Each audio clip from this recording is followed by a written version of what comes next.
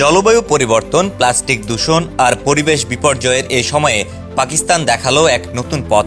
পাঞ্জাব সরকার চালু করেছে এক অভিনব উদ্যোগ, গ্রিন ক্রেডিট প্রোগ্রাম, যেখানে প্লাস্টিক বোতল জমা দিলেই মিলবে টাকা।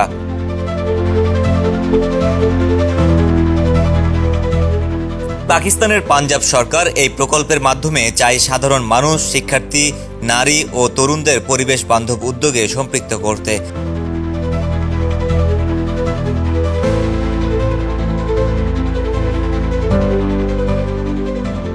মূল লক্ষ্যে একটি কার্বন ক্রেডিট সিস্টেম গড়ে তোলা এবং একই সঙ্গে রিসাইক্লিং প্রক্রিয়ায় সকলের অংশগ্রহণ নিশ্চিত করা।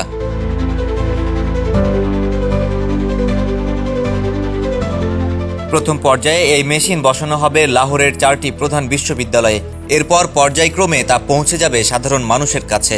প্রতিদিন লাহোর শহরে উৎপন্ন হয় প্রায় 500 টন প্লাস্টিক বোতলের বর্জ্য। এই বোতলগুলো সংগ্রহ করে পুনর্ব্যবহার করা হবে রাস্তার ইট, ফুটপাত ও অন্যান্য নির্মাণ কাজে।